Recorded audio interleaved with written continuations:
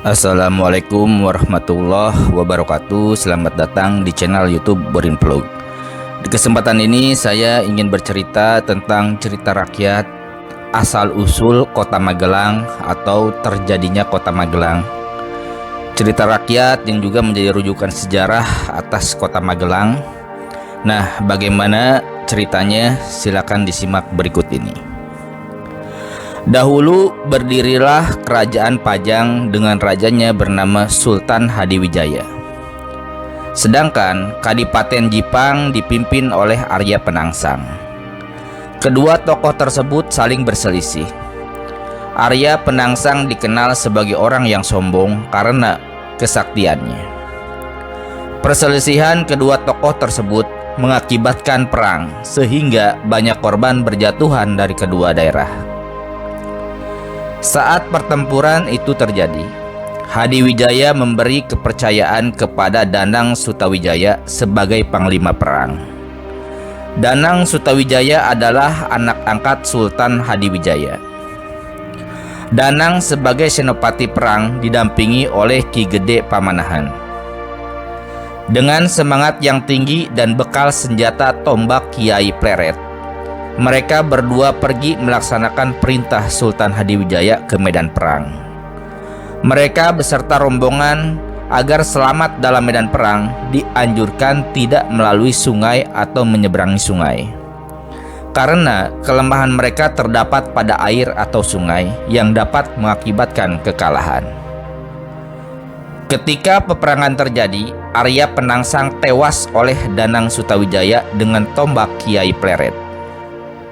Dengan tewasnya Arya Penangsang, maka anak buahnya menjadi kalang kabut. Maka menanglah pihak Danang Sutawijaya. Sutawijaya didampingi Ki Gede Pamanahan beserta seluruh pasukannya kembali ke Pajang dengan membawa kemenangan. Gembiralah hati Sultan Hadiwijaya mendengar laporan kemenangan dari Sutawijaya. Sebagai balas jasa atas keberhasilan Sutawijaya, maka Sultan menghadiahkan tanah di daerah hutan Mentaok kepada mereka berdua. Sejak saat itu, Sutawijaya dan Ki Gede Pamanahan mulai mengubah hutan Mataok dan membangunnya menjadi sebuah kerajaan. Maka berdirilah Kerajaan Mataram dengan rajanya Danang Sutawijaya yang bergelar Panembahan Senopati. Kerajaan Mataram di bawah pemerintahan Panembahan Senopati menjadi sebuah kerajaan besar yang mempunyai pengaruh luas. Kemudian muncullah niat Panembahan Senopati untuk memperluas wilayah kerajaannya. Untuk mencapai tujuan tersebut, Panembahan Senopati meminta pendapat kepada Ki Gede Pamanahan. Nasihat yang diberikan Ki Gede Pamanahan yaitu memperkuat bala tentaranya sehingga dapat digerakkan untuk menaklukkan wilayah bagian lain. Langkah pertama yang ditempuh yaitu membuka daerah hutan di Kedu.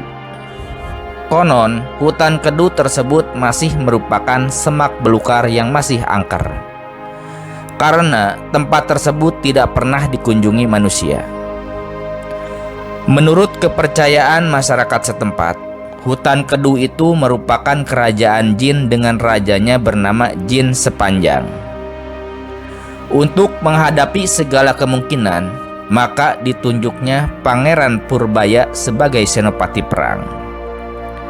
Hari yang ditentukan telah tiba untuk membuka hutan Kedu. Pangeran Purbaya beserta rombongan dengan membawa pusaka kerajaan Mataram untuk membuka hutan Kedu. Tatkala hutan Kedu mulai dibuka dan masuklah bala tentara Mataram untuk mengobrak-abrik hutan tersebut, murkalah Raja Jin Sepanjang. Raja Jin Sepanjang memerintahkan pasukannya untuk menggempur bala tentara pimpinan Pangeran Purbaya. Maka terjadilah pertempuran hebat antara pasukan kerajaan Mataram melawan pasukan kerajaan Jin. Akhirnya bala tentara Jin terpukul mundur. Raja Jin Sepanjang melarikan diri dan lolos dari kepungan pasukan Mataram.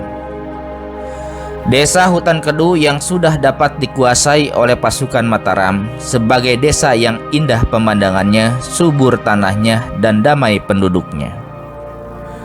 Dalam desa tersebut hiduplah seorang petani bernama Kiai Keramat dan istrinya bernama Nyai Bogem. Sedangkan anaknya bernama Rara Rambat. Rara Rambat sebagai seorang gadis yang rupawan, mereka bertiga hidup tenteram di desa tersebut.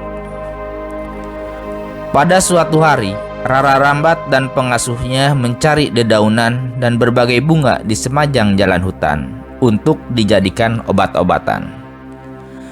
Karena asiknya mereka tidak menyadari bahwa di hadapannya telah berdiri seorang pemuda tampan.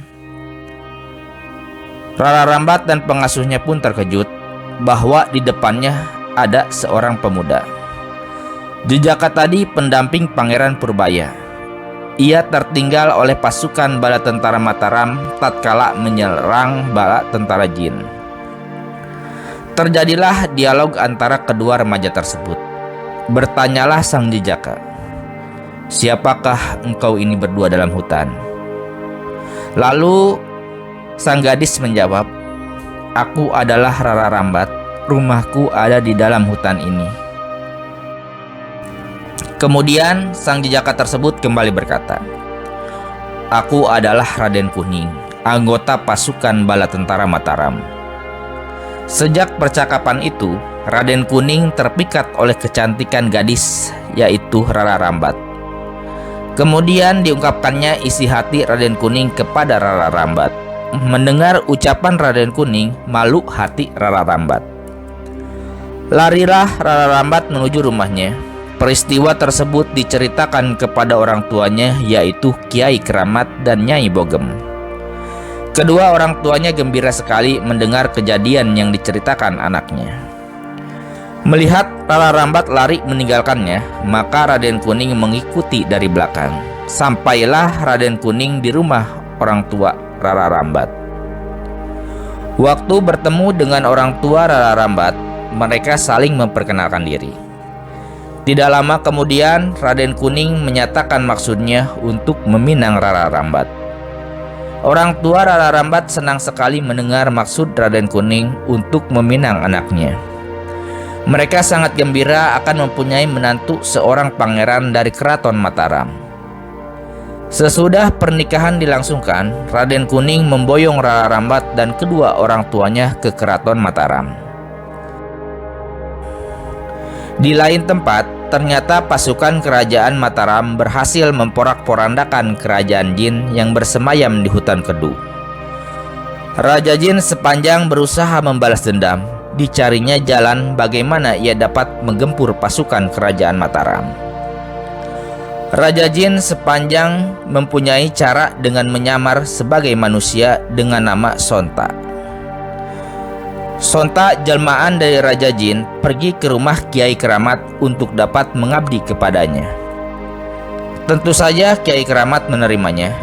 Ia tidak melihat sikap keangkuhan Sonta dan juga tidak diketahuinya bahwa Sonta itu ternyata adalah jelmaan Jin. Senang hati Sonta dikabulkan permintaannya. Niat jahat Sonta untuk membalas dendam mulai dilaksanakan. Dengan kesaktiannya, ia kemudian menyebarkan penyakit sehingga muncullah wabah di desa tersebut. Kesengsaraan rakyat di desa itu tidak terhindarkan dan juga menimpa pasukan Mataram. Banyak penduduk menjadi sedih dan juga banyak yang meninggal. Banyak juga pasukan tentara Mataram yang meninggal dunia karena terserang wabah tersebut. Akhirnya, malapetaka yang melanda pedesaan tersebut diketahui juga oleh Pangeran Purbaya. Gelisahlah hati Pangeran Purbaya, maka melaporlah Pangeran Purbaya kepada Panembahan Senopati. Setelah mendengar laporan dari Pangeran Purbaya, Panembahan Senopati meninggalkan singgasana menuju ke kamar petapaannya. Di tempat tersebut, Panembahan Senopati mengadakan kontak dengan Nyai Roro Kidul dan meminta nasihat apa yang perlu dilakukan setelah terjadi malapetaka di desa tersebut. Sesudah selesai bertapa, keluarlah Panembahan Senopati dari kamar pertapaannya dan menyampaikan nasihat yang diterima dari Nyai Roro Kidul kepada Pangeran Purbaya. Pada waktu itu Sonta sedang menikmati balas dendamnya dengan hati senang. Sonta merasa gembira karena telah berhasil menyengsarakan pasukan Mataram dari penduduk desa tersebut. Bagi Kiai Keramat yang lagi menikmati istirahatnya, agak terkejut melihat Pangeran Purbaya beserta pengiringnya datang ke rumahnya. Pangeran Purbaya memberitahukan bahwa kedatangannya ialah bermaksud memberitahu bahwa pembuat malapetaka di desa itu adalah Sonta, abdi Kiai Keramat. Tentu saja Kiai Keramat gugup mendengar pemberitahuan dari Pangeran Purbaya. Menurut Kiai Keramat, Sonta itu seorang abdi yang lugu yang tidak mempunyai keistimewaan. Mendengar pembicaraan Pangeran Purbaya dengan Kiai Keramat tersebut, si Sonta lari meninggalkan rumah Kiai Keramat. Kepergian Sonta itu diketahui Kiai Keramat dari bayang-bayang Sonta. Dikejarnya kemudian Sonta. Sesampai di suatu tempat terjadilah adu kekuatan antara Sonta dengan Kiai Keramat. Ternyata Sonta itu penyamaran dari jin sepanjang sang Raja Jin. Dan Sonta lebih sakti daripada Kiai Keramat. Maka tewaslah Kiai Keramat. Sedangkan Raja Jin sepanjang itu atau Sonta kabur meninggalkan tempat tersebut. Pangeran Purbaya mengetahui perkelahian antara dua orang sakti tersebut. Tidak dapat mencegahnya. Akhirnya jenazah Kiai Keramat dimakamkan di tempat perkelahian tersebut. Dan tempat tersebut sampai sekarang dinamai Desa Keramat. Nyai Bogem melihat mayat suaminya. Marahlah ia mengejar Sonta yang melarikan diri ke arah timur. Ternyata Nyai Bogem dapat mengejar Sonta di suatu tempat.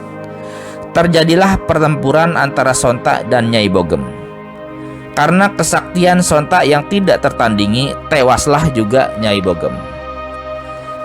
Pangeran Purbaya kemudian memerintahkan agar mayat Nyai Bogem dimakamkan di tempat pertempuran tersebut.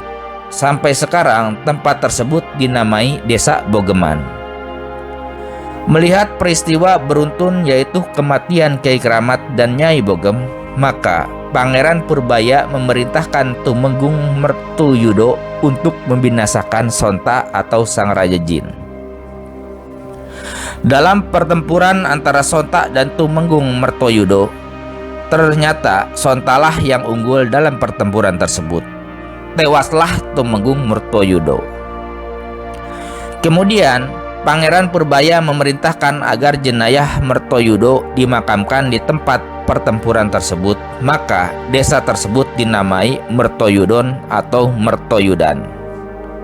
Kematian demi kematian terjadi sampai Tumenggung Mertoyudo bernasib naas di tangan Sonta.